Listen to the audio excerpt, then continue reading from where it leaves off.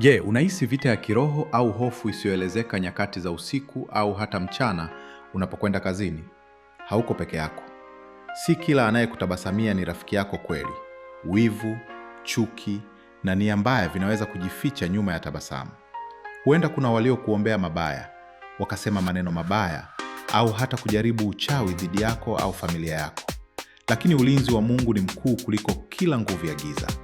Video hii inaleta zaburi zilizochaguliwa kwa ajili ya vita ya kiroho, kuweka ulinzi wa Mungu juu yako, kuvunja hofu na mashambulizi ya kiroho, na kujaza moyo na nyumba yako kwa amani.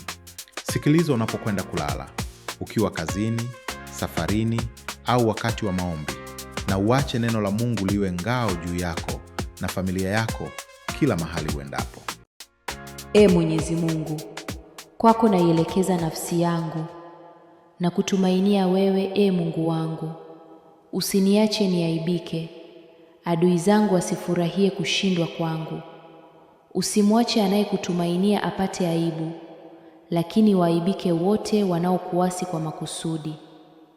Unijulishe njia zako, Mwenyezi Mungu. Unifundishe nifuate unayotaka. Uniongoze katika ukweli wako na kunifundisha, kwani wewe ni Mungu Mwokozi wangu. Ninakutegemea wewe kila siku. Uikumbuke huruma yako, Mwenyezi Mungu. Uzikumbuke na fadhili zako kuu ambazo zimekuwako tangu kale. Usikumbuke dhambi na makosa ya ujana wangu. Unikumbuke kadiri ya fadhili zako kwa ajili ya wema wako, Mwenyezi Mungu. Mwenyezi Mungu ni mwema na mnyofu, kwa hiyo huwafundisha wenye dhambi njia. Huwaongoza wanyenyekevu katika uadilifu. Naam, huwafundisha hao njia yake. Mwenyezi Mungu hutenda kwa fadhili na uaminifu kwa wale wanaoshika agano lake na maamuzi yake.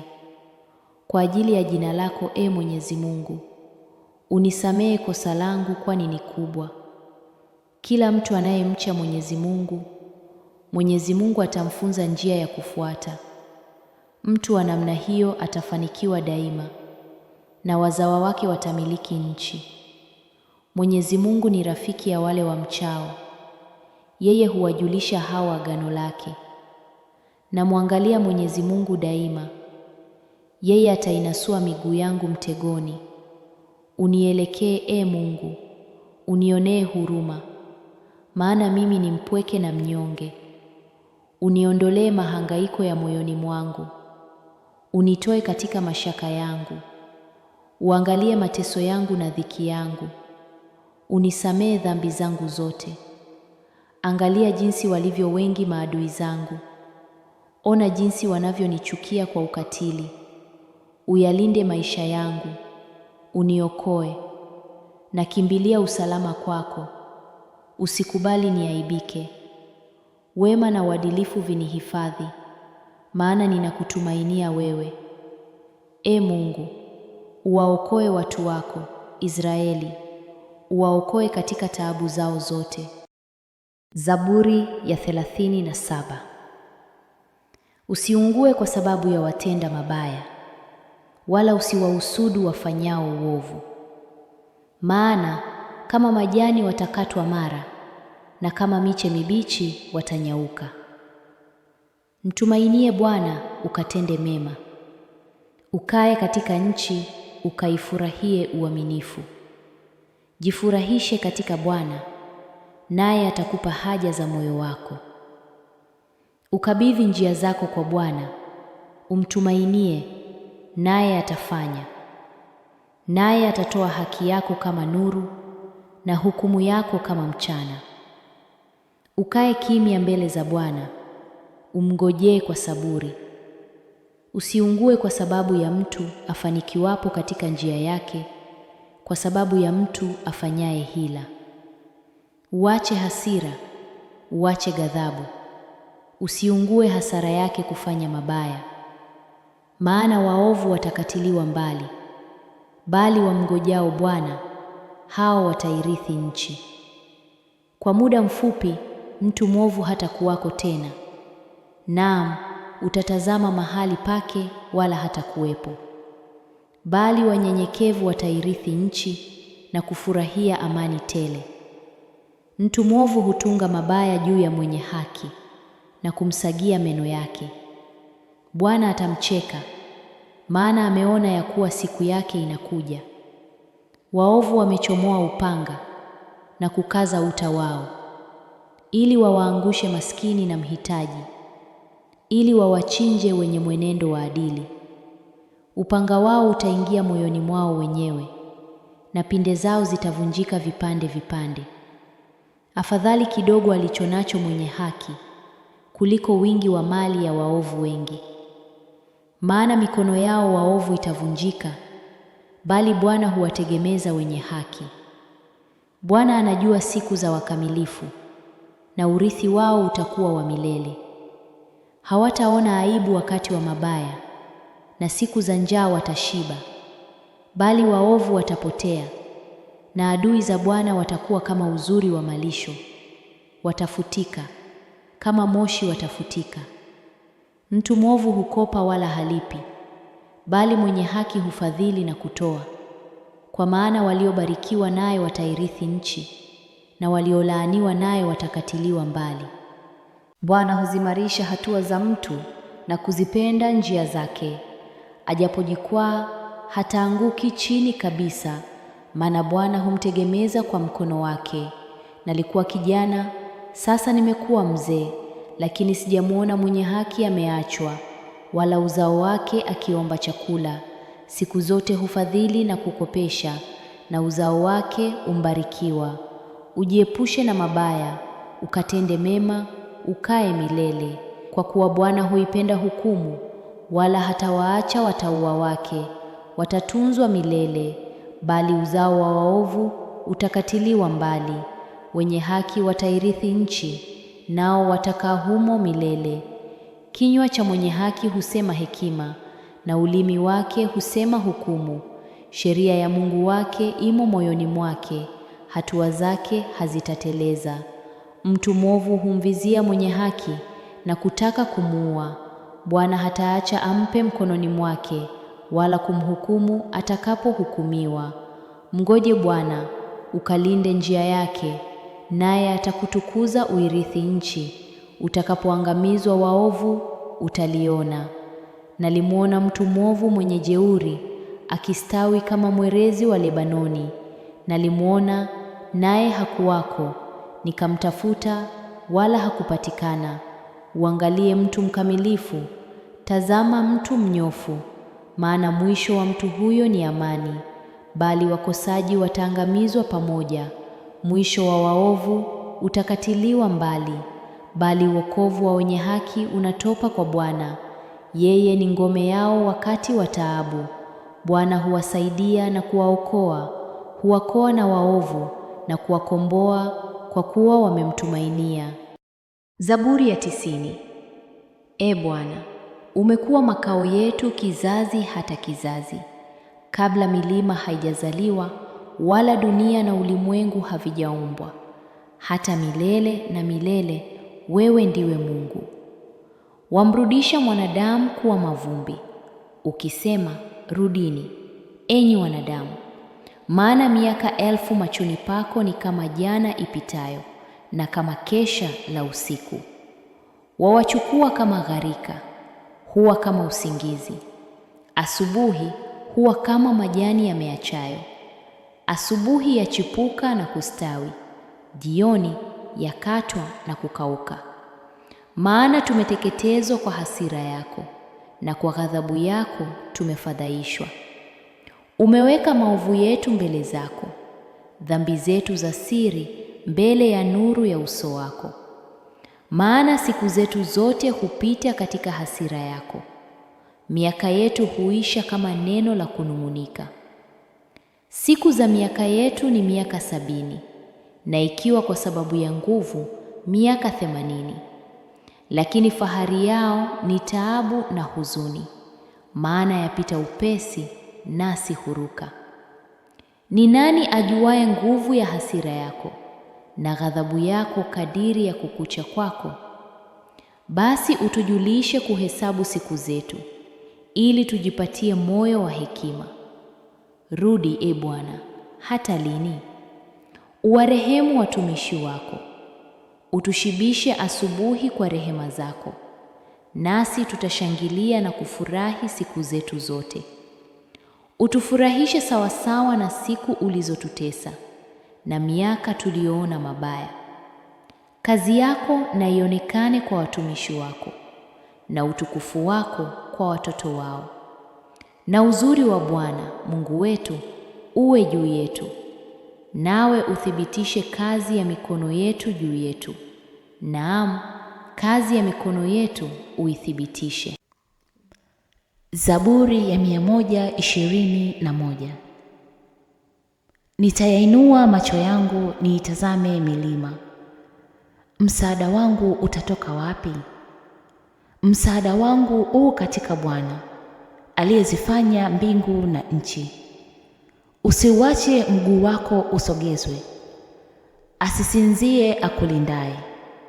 Naam, hata sinzia wala hatalala usingizi, yeye aliye mlinzi wa Israeli. Bwana ndiye mlinzi wako. Bwana ni uvuli mkono wako wa kuume. Jua halitakupiga mchana, wala mwezi wakati wa usiku. Bwana atakulinda na mabaya yote, atakulinda nafsi yako. Bwana atakulinda utokapo na uingiapo, tangu sasa na hata milele. Usikie sala yangu, Ee Mwenyezi Mungu. Ulitegee sikio ombi langu, maana wewe ni mwaminifu. Unijibu kwa sababu ya uadilifu wako. Usinitie hukumuni mimi mtumishi wako, maana hakuna yeyote aliye mwadilifu mbele yako. Maadui zangu wamenifuatia, wameniangusha chini kabisa. Wameniketisha gizani kama mtu aliyekufa zamani. Nimevunjika moyo kabisa, nimekufa ganzi kwa ajili ya woga. Nakumbuka siku zilizopita, na tafakari juu ya yote uliyotenda, nawaza na kuwazua juu ya matendo yako. Na kunyoshea mikono yangu kuomba, nina kiu yako kama nchi kavu isiyo na maji.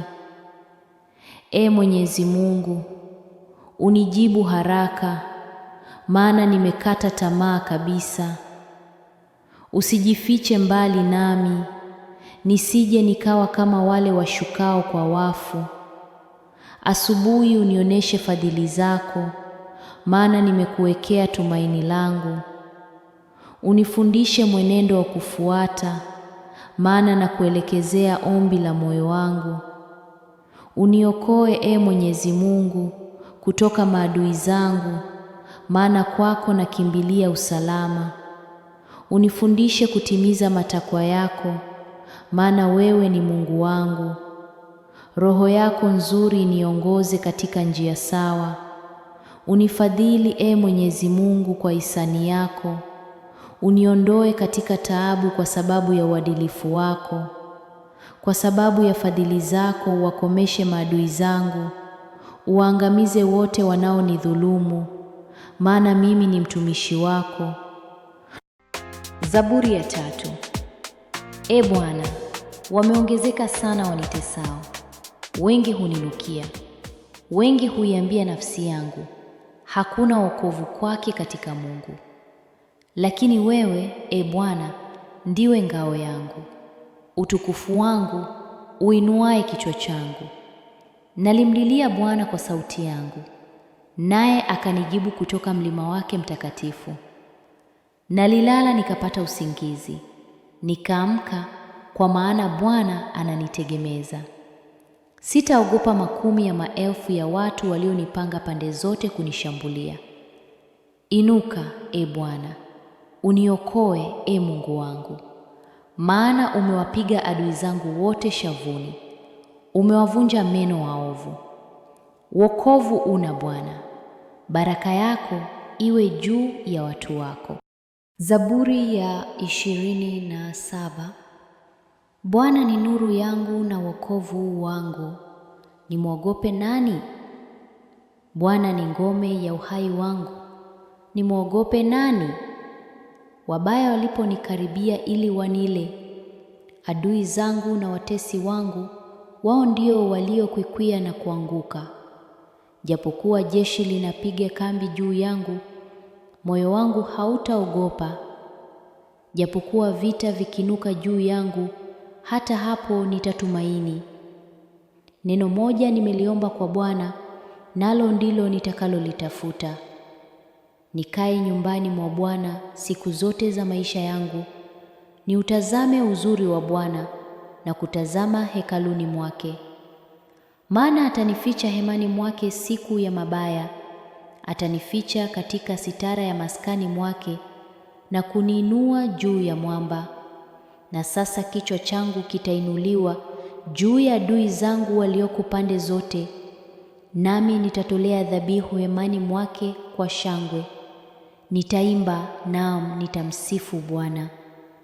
Sikia, e Bwana, niliapo kwa sauti yangu, unirehemu, unijibu. Moyo wangu umekuambia, tafuteni uso wangu. Uso wako Bwana nitautafuta. Usinifiche uso wako, usimkasirishe mtumishi wako kwa hasira. Wewe ulikuwa msaada wangu. Usiniache wala usinitupe, e Mungu wa wokovu wangu. Baba yangu na mama yangu wameniacha, lakini Bwana atanichukua. E Bwana, unifundishe njia yako, uniongoze katika njia iliyo sawa kwa sababu ya adui zangu. Usinitie katika shauku ya watesi wangu, maana mashahidi wa uongo wamesimama juu yangu, nao hupuliza jeuri. Naliamini ya kuwa nitauona wema wa Bwana katika nchi ya walio hai. Mngoje Bwana, uwe hodari, moyo wako uthabitishe. Naam, mngoje Bwana. Zaburi ya 35. Ee Bwana, utete nao wanaoteta nami, upigane nao wanaopigana nami. Uishike ngao na kigao, usimame unisaidie. Uutoe mkuki, uwapinge wanaonifuatia. Uiambie nafsi yangu, mimi ni wokovu wako. Waaibishwe, wafedheheshwe wanaoitafuta nafsi yangu. Warudishwe nyuma, wafadhaishwe wanaonizulia mabaya. Wawe kama makapi mbele ya upepo, malaika wa Bwana akiwaangusha chini. Njia yao na iwe giza na utelezi, malaika wa Bwana akiwafuatia. Maana bila sababu wamenifichia wavu, bila sababu wameichimbia shimo nafsi yangu. Uharibifu na umpate kwa ghafula, na wavu aliouficha umnase yeye mwenyewe. Kwa uharibifu aanguke ndani yake. Na nafsi yangu itamfurahia Bwana na kuushangilia wokovu wake. Mifupa yangu yote itasema, Bwana, ni nani aliye kama wewe, umponyaye maskini na mtu aliye hodari kumshinda yeye?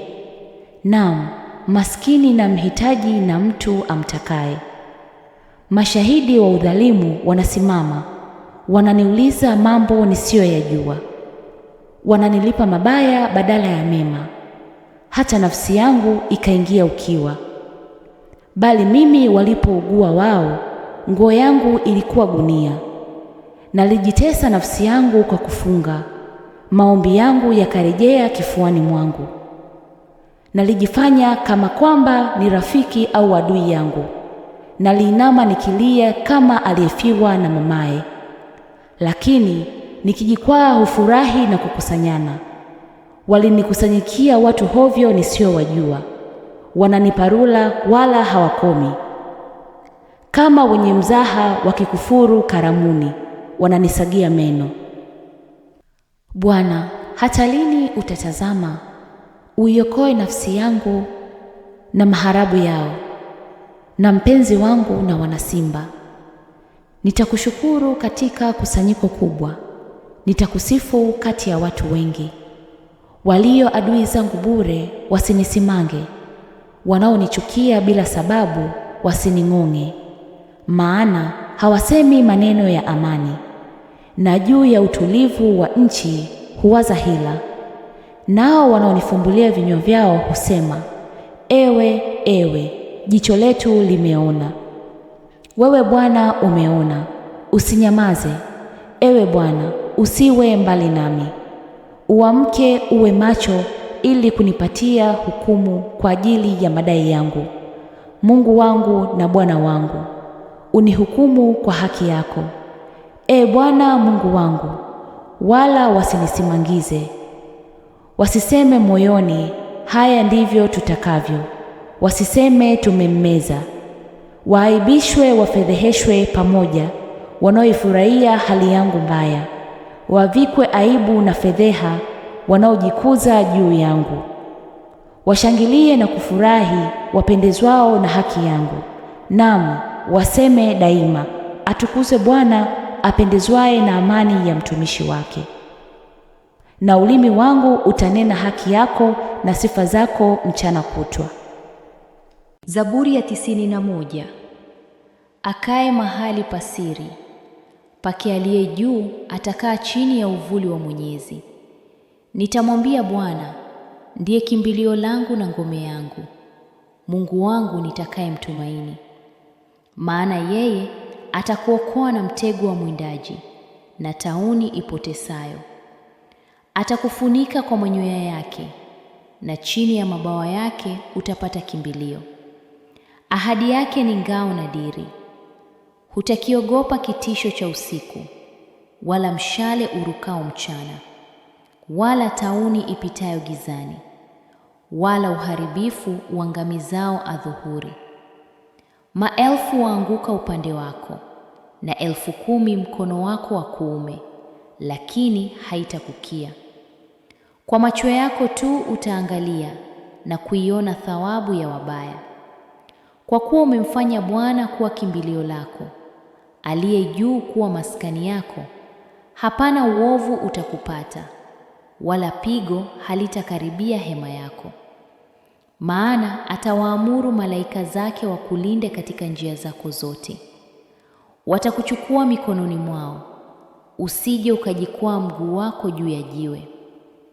Utamkanyaga simba na nyoka, mwana simba na joka utawakanyaga chini ya miguu. Kwa kuwa amenipenda, nitamponya. Nitamtukuza kwa kuwa amejua jina langu. Ataniita, nami nitamwitikia. Nitakuwa pamoja naye katika taabu. Nitamponya na kumtukuza. Nitamsaza kwa maisha marefu, nami nitamwonyesha wokovu wangu. Zaburi 140. Uniokoe, e Bwana, na mtu mwovu. Unilinde na mtu mwenye jeuri. Wanaopanga mabaya mioyoni mwao kila siku huanzisha vita. Wamenolea ndimi zao kama nyoka. Sumu ya majoka iko chini ya midomo yao. Unilinde, e Bwana, na mikono ya mwovu. Nilinde na mtu mwenye jeuri, wanaokusudia kunitelemsha nyayo zangu. Wenye kiburi wamenitegea mtego, wameninyooshea kamba. Kando ya njia wameweka mitego, wamenitegea mitego mingi. Nalimwambia Bwana, wewe ndiwe Mungu wangu. E Bwana, sikia sauti ya maombi yangu. E Bwana Mola, nguvu ya wokovu wangu. Umefunika kichwa changu siku ya vita. E Bwana, usimpe mwovu tamaa yake.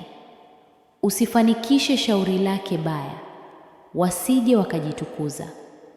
Kwa habari ya kichwa cha wale waniongozao, balaa la midomo yao na liwafunike. Makaa ya moto yawashukie, watupwe motoni, katika mashimo wasitoke tena. Mwenye kunena uongo asithibitike duniani. Mabaya na yamhimize mwenye jeuri hata aangamie.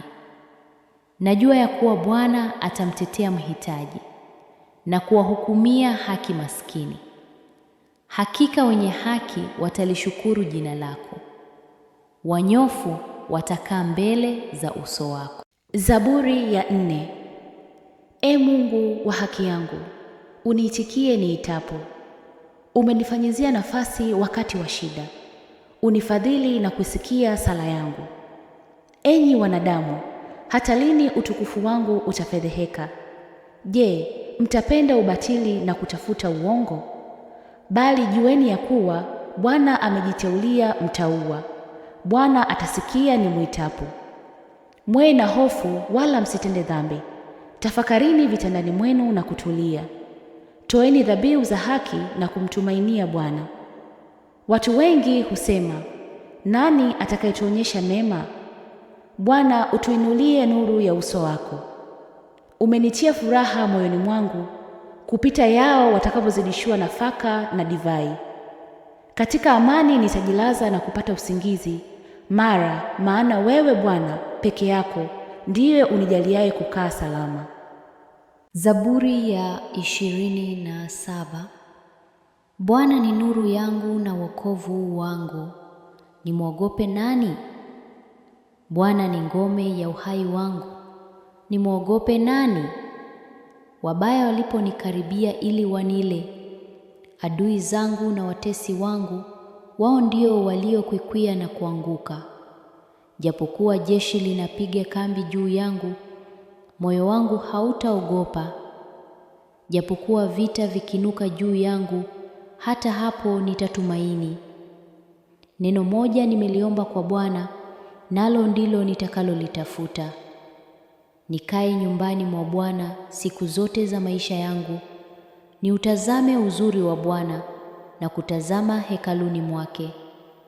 Maana atanificha hemani mwake siku ya mabaya, atanificha katika sitara ya maskani mwake na kuniinua juu ya mwamba. Na sasa kichwa changu kitainuliwa juu ya adui zangu walioko pande zote, nami nitatolea dhabihu hemani mwake kwa shangwe. Nitaimba, naam, nitamsifu Bwana. Sikia, e Bwana, niliapo kwa sauti yangu, unirehemu, unijibu. Moyo wangu umekuambia, tafuteni uso wangu. Uso wako Bwana nitautafuta. Usinifiche uso wako, usimkasirishe mtumishi wako kwa hasira. Wewe ulikuwa msaada wangu. Usiniache wala usinitupe, e Mungu wa wokovu wangu. Baba yangu na mama yangu wameniacha, lakini Bwana atanichukua. E Bwana, unifundishe njia yako, uniongoze katika njia iliyo sawa kwa sababu ya adui zangu. Usinitie katika shauku ya watesi wangu, maana mashahidi wa uongo wamesimama juu yangu, nao hupuliza jeuri. Naliamini ya kuwa nitauona wema wa Bwana katika nchi ya walio hai. Mngoje Bwana, uwe hodari, moyo wako uthabitishe. Naam, mngoje Bwana. Zaburi ya 91. Akae mahali pasiri pake aliye juu atakaa chini ya uvuli wa Mwenyezi. Nitamwambia Bwana, ndiye kimbilio langu na ngome yangu, Mungu wangu nitakaye mtumaini. Maana yeye atakuokoa na mtego wa mwindaji na tauni ipotesayo. Atakufunika kwa manyoya yake, na chini ya mabawa yake utapata kimbilio. Ahadi yake ni ngao na diri. Hutakiogopa kitisho cha usiku, wala mshale urukao mchana, wala tauni ipitayo gizani, wala uharibifu uangamizao adhuhuri. Maelfu waanguka upande wako, na 10,000 mkono wako wa kuume, lakini haitakukia. Kwa macho yako tu utaangalia na kuiona thawabu ya wabaya. Kwa kuwa umemfanya Bwana kuwa kimbilio lako, aliye juu kuwa maskani yako, hapana uovu utakupata, wala pigo halitakaribia hema yako. Maana atawaamuru malaika zake wakulinde katika njia zako zote. Watakuchukua mikononi mwao, usije ukajikwaa mguu wako juu ya jiwe. Utamkanyaga simba na nyoka, mwana simba na joka utawakanyaga chini ya miguu. Kwa kuwa amenipenda, nitamponya, nitamtukuza kwa kuwa amejua jina langu. Ataniita, nami nitamwitikia. Nitakuwa pamoja naye katika taabu, nitamponya na kumtukuza. Nitamsaza kwa maisha marefu, nami nitamwonyesha wokovu wangu. Zaburi ya 3. Ee Bwana, wameongezeka sana wanitesao, wengi huninukia. Wengi huiambia nafsi yangu, hakuna wokovu kwake katika Mungu. Lakini wewe, Ee Bwana, ndiwe ngao yangu, utukufu wangu, uinuaye kichwa changu. Nalimlilia Bwana kwa sauti yangu, naye akanijibu kutoka mlima wake mtakatifu. Nalilala nikapata usingizi, nikaamka, kwa maana Bwana ananitegemeza. Sitaogopa makumi ya maelfu ya watu walionipanga pande zote kunishambulia.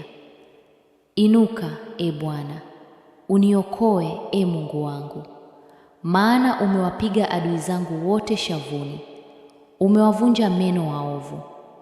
Wokovu una Bwana, baraka yako iwe juu ya watu wako. Zaburi ya 23. Bwana ndiye mchungaji wangu, sitapungukiwa na kitu. Katika malisho ya majani mabichi hunilaza, kando ya maji ya utulivu huniongoza. Hunihuisha nafsi yangu na kuniongoza katika njia za haki kwa ajili ya jina lake. Naam, nijapopita kati ya bonde la uvuli wa mauti, sitaogopa mabaya, kwa maana wewe upo pamoja nami. Gongo lako na fimbo yako vyanifariji. Waandaa meza mbele yangu machoni pa watesi wangu. Umenipaka mafuta kichwani pangu, na kikombe changu kinafurika. Hakika wema na fadhili zitanifuata siku zote za maisha yangu, nami nitakaa nyumbani mwa Bwana milele. Zaburi ya 34. Nitamhimidi Bwana kila wakati, sifa zake zi kinywani mwangu daima. Nafsi yangu itajisifu kwa Bwana, wanyonge watasikia na kufurahi. Mtukuzeni Bwana pamoja nami, na tuliinue jina lake pamoja. Nalitafuta Bwana, akanijibu, akaniokoa na hofu zangu zote. Wale wamwangaliapo watangaa, wala nyuso zao hazitatahayari. Maskini huyo alilia, Bwana akasikia, akamwokoa na taabu zake zote. Malaika wa Bwana hukaa akipanga hema kumzunguka wamchao, naye huwaokoa. Onjeni mwone ya kuwa Bwana yu mwema, heri mtu yule anayemtumainia. Mcheni Bwana, enyi watakatifu wake, maana hakuna upungufu kwao wamchao. Simba yu waliishiwa na njaa, bali wamtafutao Bwana hawatakosa kitu chema. Njoni, enyi watoto, nisikilizeni, nitawafundisha kumcha Bwana. Ni mtu yupi anayetaka maisha na kupenda siku nyingi apate mema? Uzuie ulimi wako usinene mabaya, na midomo yako isiseme hila. Ujiepushe na mabaya, ukatende mema. Utafute amani, ukaifuate. Macho ya Bwana yako kwao wenye haki, na masikio yake kwa kilio chao. Uso wa Bwana ni juu ya watendao mabaya, ili aukate kumbukumbu lao katika nchi. Wenye haki walilia, Bwana akasikia, akawaokoa na taabu zao zote. Bwana yu karibu nao waliovunjika moyo, na waliopondeka roho huwakomboa. Mateso ya mwenye haki ni mengi, lakini Bwana humkomboa na hayo yote. Huzilinda zote mifupa yake, hapana moja kati yao iliyovunjika. Uovu utamuua mtu mwovu, nao wamchukiao mwenye haki watahukumiwa.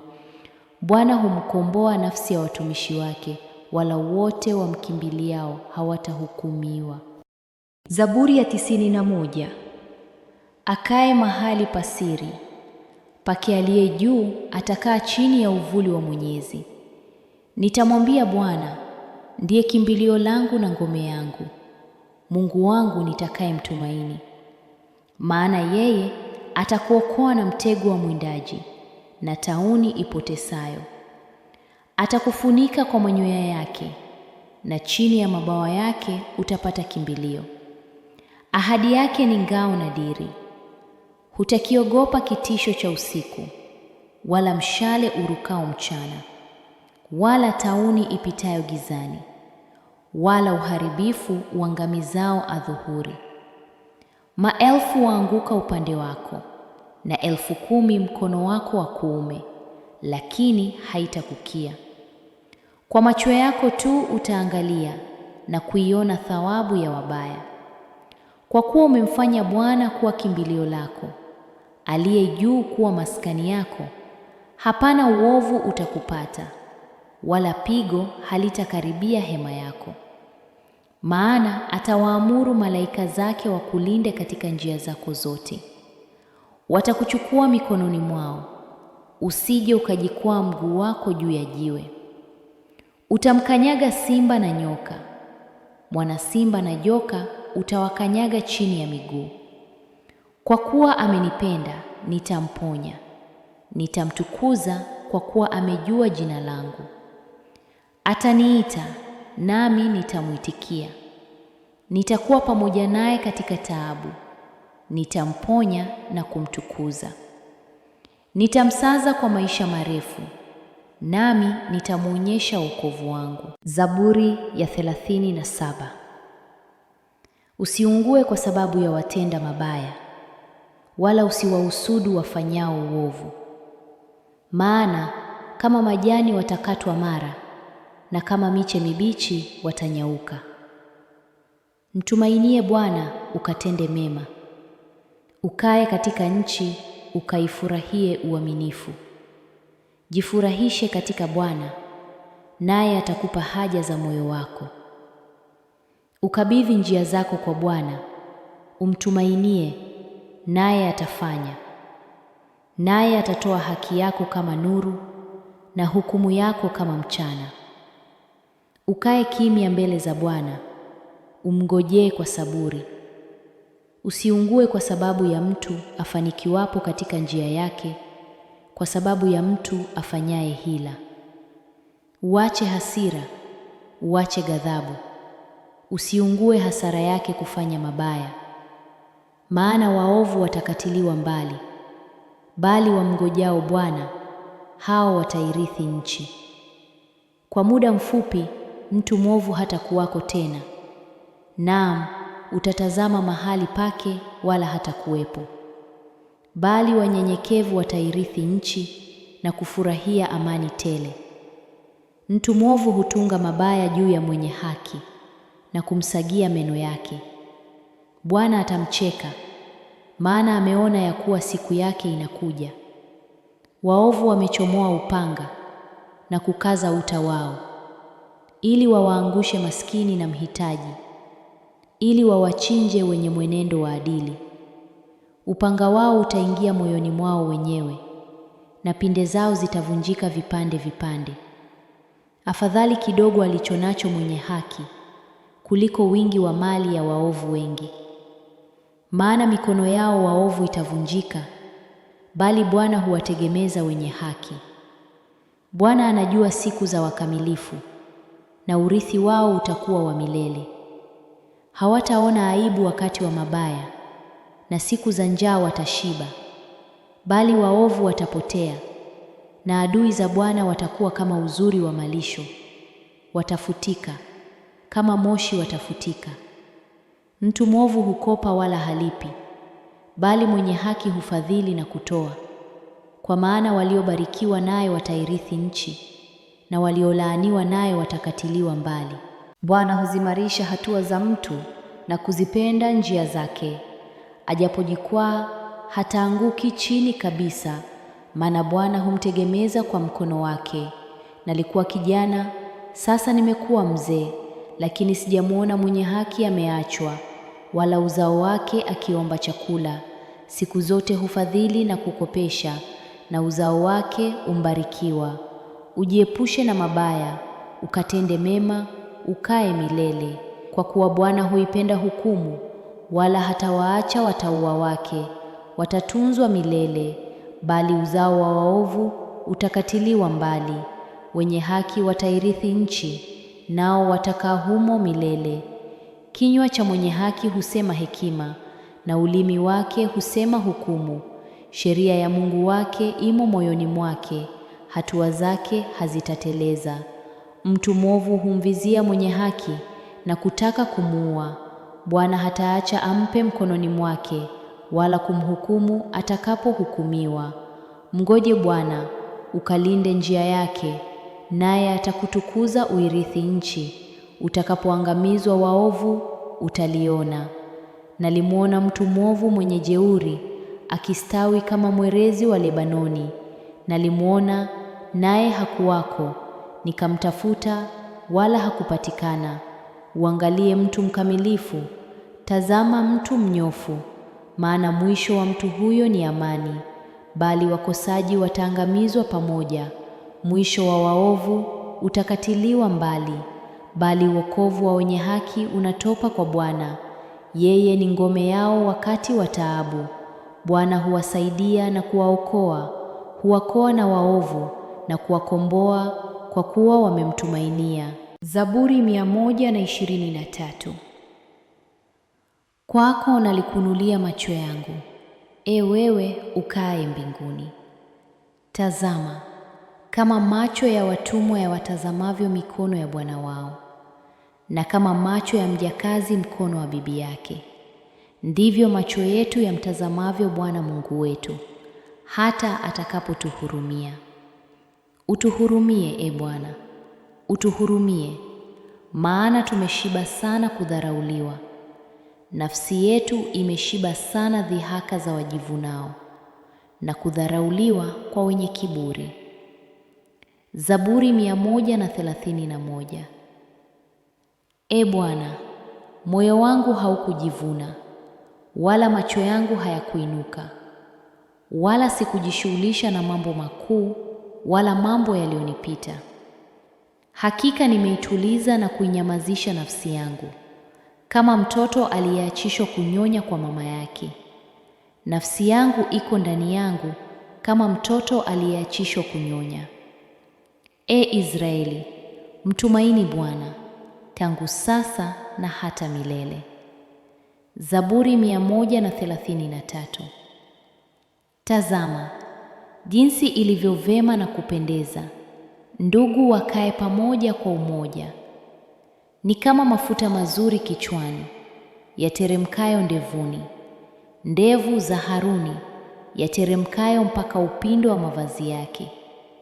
Ni kama umande wa Hermoni ushukao juu ya milima ya Sayuni, maana huko Bwana aliamuru baraka, naam, uzima hata milele. Zaburi 134. Tazama, mhimidini Bwana, enyi watumishi wote wa Bwana, ninyi mnaosimama katika nyumba ya Bwana usiku. Inueni mikono yenu kuelekea patakatifu, mkamhimidi Bwana.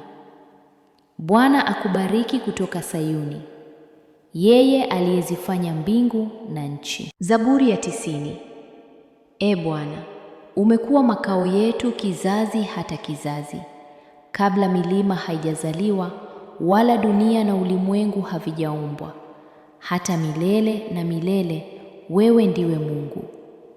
Wamrudisha mwanadamu kuwa mavumbi, ukisema, rudini, enyi wanadamu, maana miaka 1000 machoni pako ni kama jana ipitayo, na kama kesha la usiku. Wawachukua kama gharika, huwa kama usingizi. Asubuhi huwa kama majani yameachayo. Asubuhi yachipuka na kustawi, jioni yakatwa na kukauka. Maana tumeteketezwa kwa hasira yako, na kwa ghadhabu yako tumefadhaishwa. Umeweka maovu yetu mbele zako, dhambi zetu za siri mbele ya nuru ya uso wako. Maana siku zetu zote hupita katika hasira yako, miaka yetu huisha kama neno la kunung'unika. Siku za miaka yetu ni miaka 70, na ikiwa kwa sababu ya nguvu miaka 80. Lakini fahari yao ni taabu na huzuni, maana yapita upesi nasi huruka.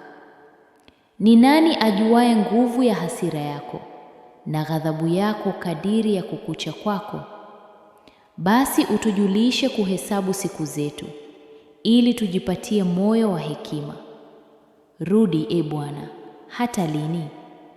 Uwarehemu watumishi wako. Utushibishe asubuhi kwa rehema zako, nasi tutashangilia na kufurahi siku zetu zote. Utufurahishe sawasawa na siku ulizotutesa na miaka tuliyoona mabaya. Kazi yako na ionekane kwa watumishi wako, na utukufu wako kwa watoto wao.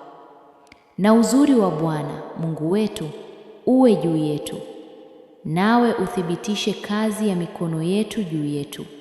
Naam, kazi ya mikono yetu uithibitishe. Zaburi 127. Kama Bwana asipojenga nyumba, waijengao wafanya kazi bure. Kama Bwana asipoulinda mji, mlinzi hukesha bure. Ni bure kwenu kuamka mapema, kukawia kukaa, kula chakula cha taabu, maana huwapa wapendwa wake usingizi. Tazama, wana ni urithi wa Bwana, uzao wa tumbo ni thawabu. Kama mishale mkononi mwa shujaa, ndivyo walivyo wana wa ujana. Heri mtu aliyelijaza podo lake kwao, hataona aibu atakaposema na adui zake langoni. Zaburi 128. Heri kila amchaye Bwana, aendaye katika njia zake, kwa maana utakula kazi ya mikono yako. Heri wewe, na hali yako itakuwa njema. Mke wako atakuwa kama mzabibu uzao sana ndani ya nyumba yako, wana wako kama miche ya mizeituni kuzunguka meza yako. Tazama, ndivyo atakavyobarikiwa mtu amchaye Bwana. Bwana akubariki kutoka Sayuni, ukaone mema ya Yerusalemu siku zote za maisha yako, ukaone watoto wa wana wako. Amani na iwe juu ya Israeli. Zaburi 132. E Bwana, mkumbuke Daudi na mateso yake yote, alivyomwapia Bwana akamnadhiria Mwenyezi wa Yakobo akisema, hakika sitaingia hemani mwangu, wala sitaingia juu ya godoro la kitanda changu. Sitaacha macho yangu yalale, wala kope zangu kusinzia, hata nitakapompata Bwana mahali, maskani kwa ajili ya Mwenyezi wa Yakobo. Tazama, tulisikia habari zake huko Efrata, tukaona huko mashamba ya mwitu. Tuingie maskani mwake, sujuduni mahali pa kuweka miguu yake. E Bwana, ondoka, uingie mahali pako pa kupumzika, wewe na sanduku la nguvu zako. Makuhani wako na wavikwe haki, na wacha wateule wako wapige vigelegele vya furaha. Kwa ajili ya Daudi mtumishi wako, usimrudishe nyuma uso wa masihi wako. Bwana amemwapia Daudi kweli, hatageuka nyuma. Katika uzao wa tumbo lako nitamweka juu ya kiti chako cha enzi. Kama wana wako wakilinda agano langu na ushuhuda wangu nitakaowafundisha, wana wao nao wataketi juu ya kiti chako cha enzi milele. Kwa maana Bwana amechagua Sayuni, ameitamania iwe maskani yake. Hapa ndipo mahali pangu pa kupumzika milele, hapa nitakaa, maana nimepatamania. Nitabariki chakula chake kwa wingi, nitawashibisha maskini wake kwa mkate. Makuhani wake nitawavika wokovu, na wacha wake watapiga vigelegele vya furaha sana. Huko nitamchipusha Daudi pembe, nimemtengenezea masihi wangu taa. Adui zake nitawavika aibu, bali juu yake taji yake itang'aa. Zaburi ya kwanza. Heri mtu yule asiyekwenda katika shauri la wasio haki, wala hakusimama katika njia ya wakosaji, wala hakuketi barazani pa wenye mizaha. Bali sheria ya Bwana ndiyo impendezayo, na sheria yake huitafakari mchana na usiku. Naye atakuwa kama mti uliopandwa kando kando ya vito vya maji, uzaao matunda yake kwa majira yake, wala jani lake halinyauki, na kila alitendalo litafanikiwa. Sivyo walivyo wasio haki, hao ni kama makapi yapeperushwayo na upepo. Kwa hiyo wasio haki hawatasimama hukumuni, wala wakosaji katika kusanyiko la wenye haki. Kwa kuwa Bwana anaijua njia ya wenye haki, bali njia ya wasio haki itapotea. Zaburi ya 65. Ee Mungu, sifa ya kungoja katika Sayuni, na kwako nadhiri zitatimizwa. Ee usikiaye sala, watu wote watakuja kwako. Maovu yamenishinda, lakini kwa habari ya makosa yetu wewe utayasamehe. Heri mtu yule umchaguaye na kumkaribisha, akae katika nyua zako. Tutashiba kwa mema ya nyumba yako, ya hekalu lako takatifu. Kwa matendo ya kutisha katika haki utatujibu, Ee Mungu wa wokovu wetu. Wewe ndiwe tumaini la miisho yote ya dunia na wa bahari zilizo mbali. Ndiye aifungaye milima kwa nguvu zake, aliyejifunga kwa uweza.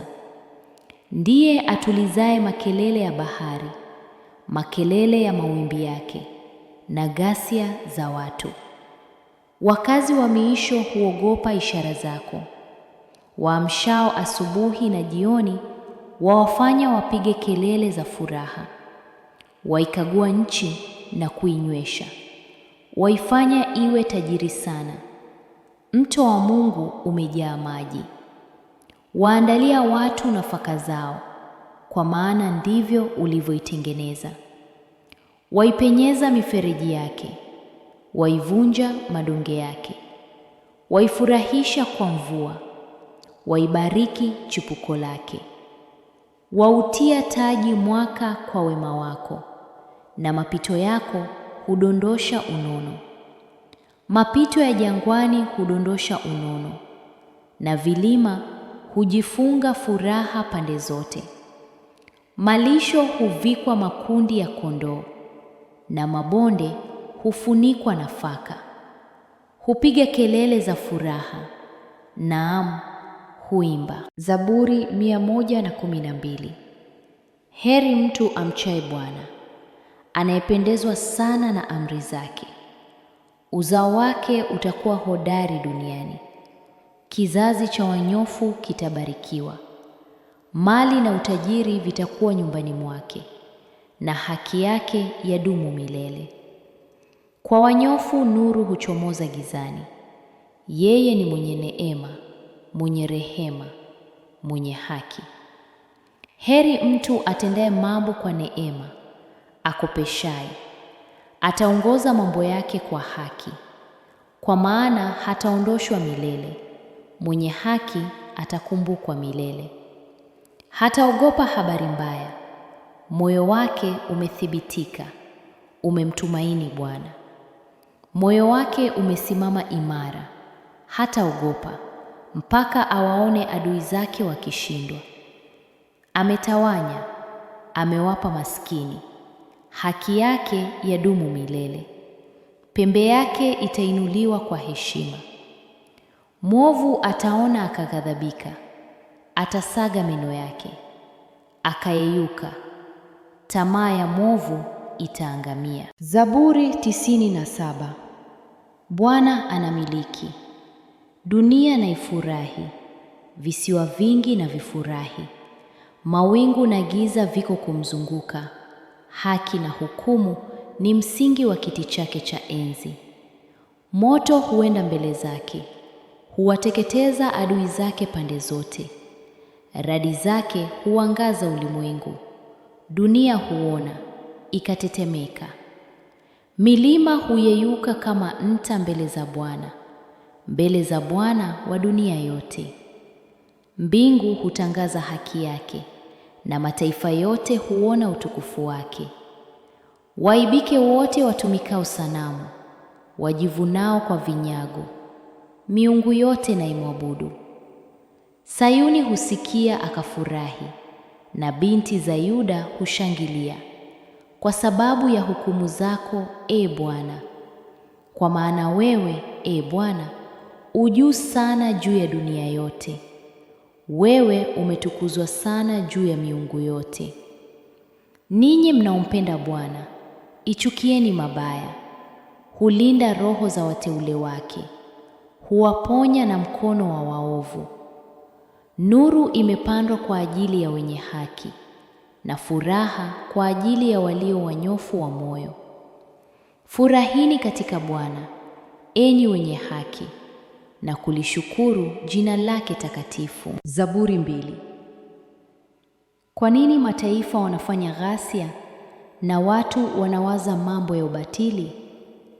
Wafalme wa dunia hujipanga na wakuu hukusanyika pamoja juu ya Bwana na juu ya Masihi wake, wakisema, na tuivunje minyororo yao na kuvitupa kamba zao. Yeye akaye mbinguni atacheka, Bwana atawadhihaki. Ndipo atakaposema nao kwa hasira yake, na kwa ghadhabu yake atawavuruga, akisema, mimi nimeweka mfalme wangu juu ya Sayuni, mlima wangu mtakatifu. Nitalitangaza agizo la Bwana. Bwana aliniambia, wewe ndiwe mwanangu, leo nimekuzaa. Uniombe, nami nitakupa mataifa kuwa urithi wako, na miisho ya dunia iwe milki yako. Utawaponda kwa fimbo ya chuma, utawavunja kama chombo cha mfinyanzi. Basi sasa, enyi wafalme, iweni na hekima. Enyi waamuzi wa dunia, fundikeni. Mtumikieni Bwana kwa hofu na kufurahi kwa kutetemeka. Mbusuni mwana, asije akaghadhabika nanyi mkapotea njiani, kwa maana ghadhabu yake huwaka upesi. Heri wote wanaomkimbilia. Zaburi ya 40.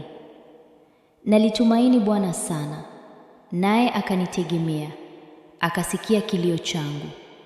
Akanipandisha kutoka shimoni la uharibifu, kutoka matopeni, akaisimamisha miguu yangu juu ya mwamba, akaziweka imara hatua zangu. Akaweka kinywani mwangu wimbo mpya, sifa kwa Mungu wetu. Wengi wataona na kuogopa, nao watamtumaini Bwana. Heri mtu yule amfanyaye Bwana kuwa tumaini lake, wala hawaelekei wenye kiburi, wala wale wapotokeao kwa uongo. E Bwana, Mungu wangu, umefanya mengi. Ni ajabu zako na mawazo yako kwetu, hayana hesabu. Kama ningetaka kuyatangaza na kuyahubiri, ni mengi kuliko niwezayo kuyataja. Sadaka na dhabihu hukupenda, masikio umenifumbua. Sadaka ya kuteketezwa na ya dhambi hukuitaka. Ndipo nikasema, tazama, nimekuja. Katika gombo la kitabu imeandikwa habari zangu. Napenda kufanya mapenzi yako, e Mungu wangu. Naam, sheria yako imo moyoni mwangu. Nimetangaza haki katika mkutano mkubwa. Tazama, sikuzizuia midomo yangu. E Bwana, wewe wajua. Sikuificha haki yako moyoni mwangu. Nimeitangaza uaminifu wako na wokovu wako. Sikuficha fadhili zako na kweli yako katika mkutano mkubwa. E Bwana, usinizuie rehema zako. Fadhili zako na kweli yako zinilinde daima. Maana mabaya yamenizunguka yasiyohesabika. Maovu yangu yamenipata hata siwezi kuona. Ni mengi kuliko nywele za kichwa changu. Moyo wangu umenikata tamaa. Ufurahie, e Bwana, kuniokoa. E Bwana, himiza kunisaidia. Wawe na aibu na kufedheheka pamoja wote watafutao kuniondolea nafsi yangu. Warudi nyuma na kuaibishwa wale wapendao madhara yangu. Wabaki wamepigwa na bumbuazi kwa sababu ya aibu yao, wasemao kwangu, aha, aha. Wafurahi na kushangilia kwako wote wakutafutao, waseme daima, Bwana na atukuzwe, wapendao wokovu wako. Lakini mimi ni maskini na mhitaji, Bwana aniwazie. Wewe ndiwe msaada wangu na Mwokozi wangu. E Mungu wangu, usikawie. Zaburi 99. Bwana anatawala, watu na watetemeke. Aketie kati ya makerubi, nchi na itikisike. Bwana ni mkuu katika Sayuni, naye yu juu sana juu ya mataifa yote. Na walishukuru jina lako kuu na la kuogopwa, ni takatifu. Nguvu za mfalme zapenda haki. Wewe umeweka adili, umeendesha hukumu na haki katika Yakobo. Mtukuzeni Bwana Mungu wetu, mwinamieni chini ya mahali pa kuweka miguu yake, ni takatifu. Musa na Haruni walikuwa miongoni mwa makuhani wake, na Samueli miongoni mwao walioliitia jina lake. Walimuita Bwana, naye aliwaitikia. Alisema nao katika nguzo ya wingu. Walizishika shuhuda zake na amri aliyowapa. E Bwana Mungu wetu, uliwaitikia. Ulikuwa Mungu wa kuwasamehe, ijapokuwa uliwalipiza matendo yao. Mtukuzeni Bwana Mungu wetu, mwinamieni chini ya mlima wake mtakatifu, kwa maana Bwana Mungu wetu ni mtakatifu. Zaburi 111. Himidi Bwana. Nitamsifu Bwana kwa moyo wangu wote, katika mkutano wa wanyofu na katika kusanyiko. Matendo ya Bwana ni makuu, huyachunguza wote wayapendao. Kazi yake ni utukufu na fahari, na haki yake yadumu milele. Ameyafanya matendo yake ya ajabu yakumbukwe. Bwana ni mwenye fadhili na rehema. Amewapa chakula wamchao, atalikumbuka agano lake milele.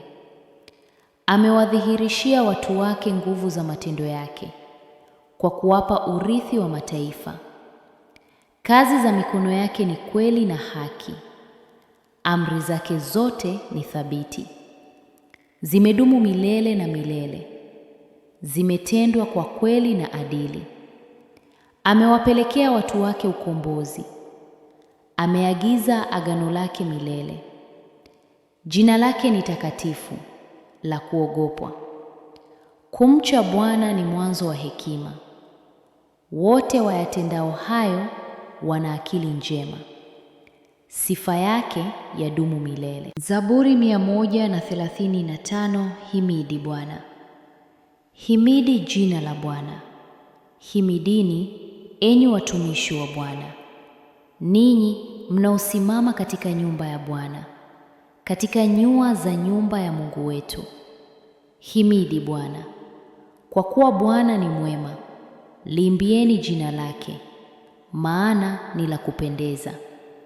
Kwa maana Bwana amemchagua Yakobo awe wake, Israeli awe hazina yake ya thamani. Kwa maana najua ya kuwa Bwana ni mkuu, na ya kuwa Bwana wetu ni mkuu kuliko miungu yote. Yote apendayo Bwana huyafanya, mbinguni na duniani, baharini na vilindini vyote. Huyapandisha mawingu toka miisho ya dunia. Hufanya umeme pamoja na mvua. Hutoa upepo katika hazina zake. Aliwapiga wazaliwa wa kwanza wa Misri, wanadamu na wanyama pia. Alipeleka ishara na maajabu kati yako, e Misri, juu ya Farao na juu ya watumishi wake wote. Aliwapiga mataifa mengi, akaangamiza wafalme hodari, Sihoni mfalme wa Waamori, na Ogu mfalme wa Bashani, na falme zote za Kanaani. Akaipa nchi yao iwe urithi kwa Israeli watu wake. Ee Bwana, jina lako ni la milele. Ee Bwana, kumbukumbu lako ni kizazi hata kizazi. Kwa maana Bwana atawahukumu watu wake, atawahurumia watumishi wake. Sanamu za mataifa ni fedha na dhahabu, kazi za mikono ya wanadamu. Zina vinywa lakini hazisemi, zina macho lakini hazioni, zina masikio lakini hazisiki, wala hakuna pumzi vinywani mwao. Wanaozifanya wafanane nazo, naam, kila mtu awaaminie. Enyi nyumba ya Israeli, mihimidini Bwana. Enyi nyumba ya Haruni, mihimidini Bwana. Enyi nyumba ya Lawi, mihimidini Bwana.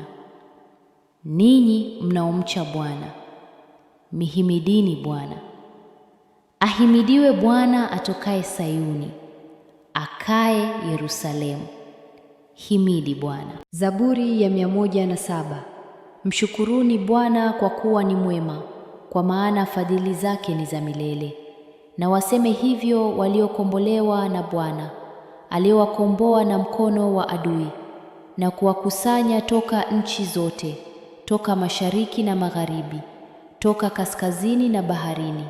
Walipotea jangwani katika njia ya nyika, hawakuona mji wa kukaa ndani yake. Waliona njaa, wakaona kiu, nafsi yao ndani yao ilizimia. Wakamlilia Bwana katika shida zao, akawaponya na mateso yao, akawaongoza kwa njia ya sawasawa, waende mpaka mji wa kukaa ndani yake. Na wamshukuru Bwana kwa fadhili zake na maajabu yake kwa wanadamu, kwa kuwa ameinyeshea roho yenye kiu, na roho yenye njaa ameijaza mema. Walikaa gizani na uvulini mwa mauti, wamefungwa kwa mateso na chuma, kwa kuwa waliasi maneno ya Mungu, wakalidharau shauri la aliye juu kabisa. Kwa hiyo akayatesa mioyo yao kwa taabu. Walianguka, wala hapana msaidizi. Wakamlilia Bwana katika shida zao, akawaponya na mateso yao. Akawatoa gizani na uvuli wa mauti, akazikata pingu zao. Na wamshukuru Bwana kwa fadhili zake na maajabu yake kwa wanadamu, kwa kuwa amezivunja milango ya shaba, amezikata minyororo ya chuma. Wapumbavu waliteswa kwa sababu ya njia ya uasi wao, na kwa sababu ya makosa yao. Nafsi zao zikachukia kila chakula, wakakaribia malango ya mauti. Wakamlilia Bwana katika shida zao, akawaponya na mateso yao. Akalileta neno lake na kuwaponya, akawaokoa na mashimo yao. Na wamshukuru Bwana kwa fadhili zake na maajabu yake kwa wanadamu, na watoe dhabihu za kushukuru na kuzisimulia kazi zake kwa kuimba. Waliotelemka baharini katika merikebu, wakafanya kazi yao katika maji mengi. Hao wameyaona maajabu ya Bwana na kazi zake za ajabu vilindini. Maana aliagiza upepo wa dhoruba, ukainua mawimbi yake. Wakapanda juu mbinguni, wakashuka hata vilindini. Nafsi yao ikayeyuka kwa taabu, wakazunguzika na kuyumba kama mlevi. Busara yao yote ikamezwa. Wakamlilia Bwana katika shida zao, akawaponya na mateso yao. Akaufanya upepo kuwa utulivu, mawimbi yake yakatulia.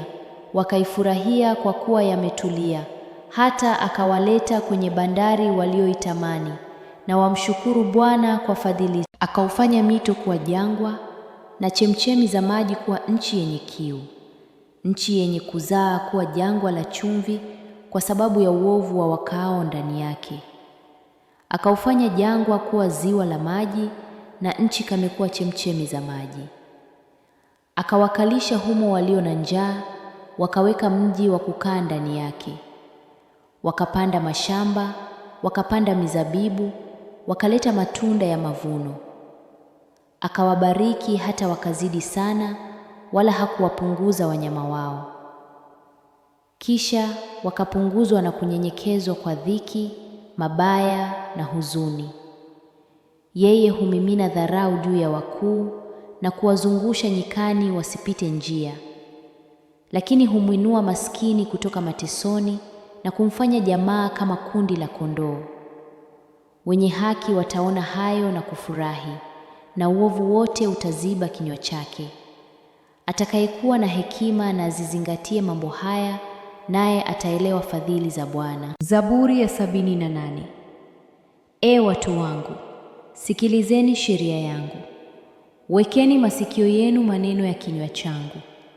Nitafungua kinywa changu kwa mfano, nitanena mafumbo ya zamani, mambo tuliyoyasikia na kuyajua, na baba zetu walivyotueleza.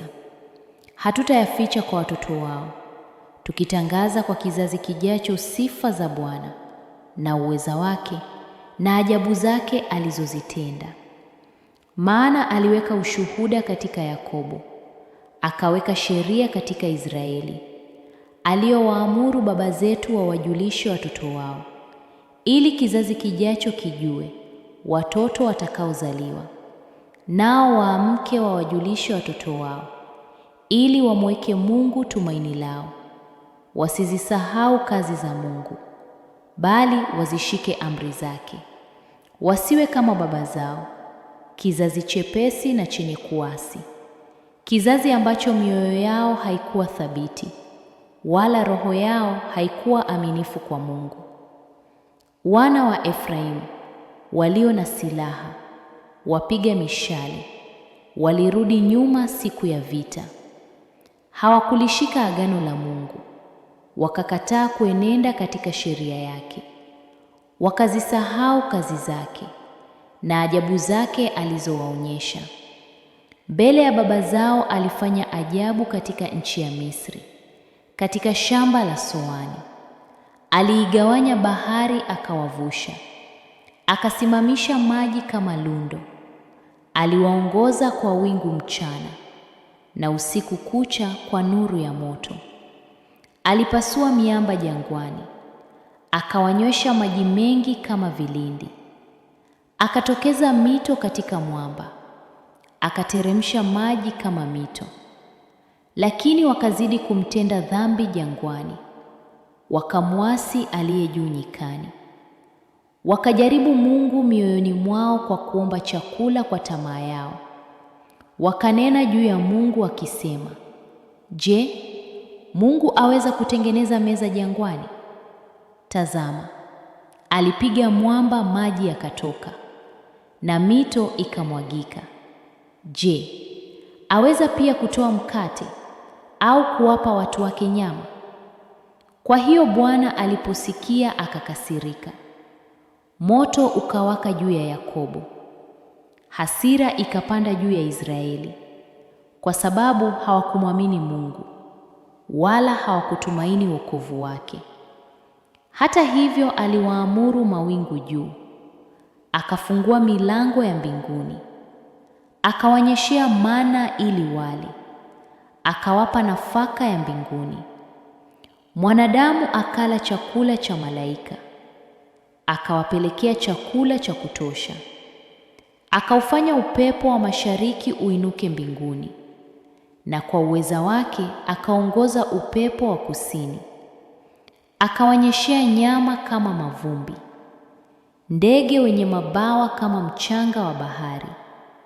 Akawaangusha kati ya kambi yao, pande zote za makao yao.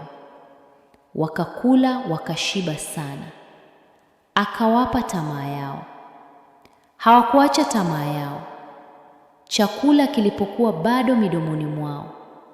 Hasira ya Mungu ikapanda juu yao, akawaua wanene wao, akawapiga vijana wa Israeli. Pamoja na hayo yote wakazidi kutenda dhambi, wala hawakuziamini ajabu zake. Ndipo akazimaliza siku zao katika ubatili na miaka yao katika hofu. Alipowaua, ndipo walipomtafuta. Wakarudi wakamtafuta Mungu kwa bidii. Wakakumbuka ya kuwa Mungu ndiye mwamba wao, na Mungu aliye juu ndiye mkombozi wao. Lakini walimdanganya kwa vinywa vyao, wakamdanganya kwa ndimi zao, maana mioyo yao haikuwa thabiti kwake, wala hawakuwa waaminifu katika agano lake. Lakini yeye, kwa kuwa mwingi wa rehema, alisamehe uovu, wala hakuwaangamiza. Mara nyingi aligeuza hasira yake, wala hakuwasha ghadhabu yake yote. Akakumbuka ya kuwa wao ni mwili tu, pumzi ipitayo wala hairudi. Mara nyingi walimwasi jangwani, wakamhuzunisha nyikani. Wakageuka wakamjaribu Mungu, wakamwekea mipaka Mtakatifu wa Israeli. Hawakukumbuka mkono wake, wala siku aliyowaokoa na adui, jinsi alivyoweka ishara zake Misri na ajabu zake katika shamba la Soani, alivyoyageuza maji yao kuwa damu, wasiweze kunywa mito yao, alivyowatuma mainzi yaliwala, na vyura waliwaangamiza, alivyowapa mazao yao kwa funza, na kazi yao kwa nzige, alivyopiga mizabibu yao kwa mvua ya mawe, na mitini yao kwa barafu, alivyowatia ng'ombe wao kwa mvua ya mawe, na mifugo yao kwa umeme, alivyowapelekea hasira yake kali, ghadhabu na kisirani na taabu, kwa kuwatuma malaika wa mabaya, alivyofanya njia ya hasira yake. Hakuzuilia nafsi yao na mauti, bali akawatia mifugo yao kwa tauni, alivyowapiga wazaliwa wa kwanza wote Misri, malimbuko ya nguvu katika hema za Hamu. Lakini aliwaongoza watu wake kama kondoo, akawaongoza jangwani kama kundi, akawaongoza salama, wasiwe na hofu. Lakini bahari ikawafunika adui zao, akawaleta mpaka wa patakatifu pake, mpaka wa mlima huu alioupata kwa mkono wake wa kuume. Akawafukuza mataifa mbele yao, akawapimia urithi kwa kamba. Akakaa katika hema zao makabila ya Israeli. Hata hivyo, walimjaribu na kumwasi Mungu aliye juu, wala hawakuzishika shuhuda zake. Wakageuka wakaasi kama baba zao, wakapinduka kama upinde hila. Wakamtia hasira kwa mahali pao pa juu, wakamwonea wivu kwa sanamu zao. Mungu aliposikia akachukizwa sana, akaukataa Israeli kabisa. Akaiacha maskani ya Shilo, hema alilokaa kati ya wanadamu. Akautia nguvu wake katika utumwa, na utukufu wake mkononi mwa adui. Akawatia watu wake kwa upanga, akachukizwa na urithi wake. Moto uliwala vijana wao, wanawali wao hawakuimbiwa. Makuhani wao wakaanguka kwa upanga. Ndipo Bwana akaamka kama aliyeamka usingizini, kama shujaa aliyechangamshwa na divai. Akawapiga adui zake nyuma, akawatia aibu ya milele. Akaikataa hema ya Yusufu, wala hakulichagua kabila la Efraimu, bali akalichagua kabila la Yuda, mlima Sayuni aliyoupenda. Akajenga patakatifu pake kama mbinguni, kama nchi aliyoiweka milele.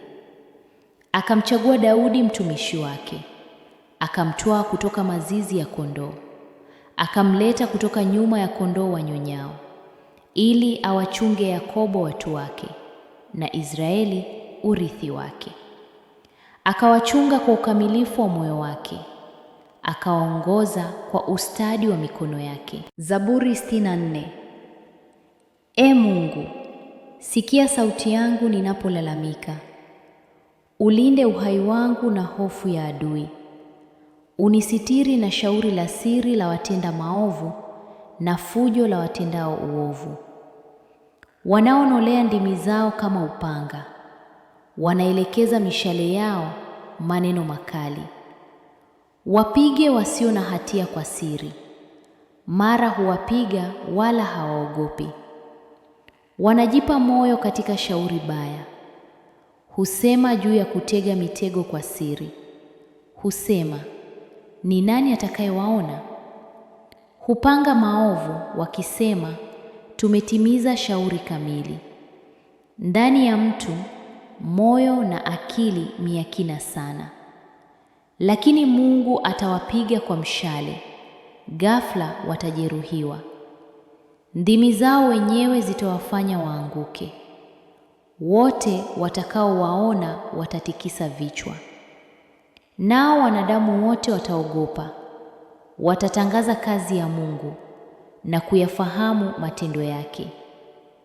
Mwenye haki atafurahi katika Bwana, atakimbilia kwake, na wote wenye mioyo miofu watajivunia. Zaburi ya 65.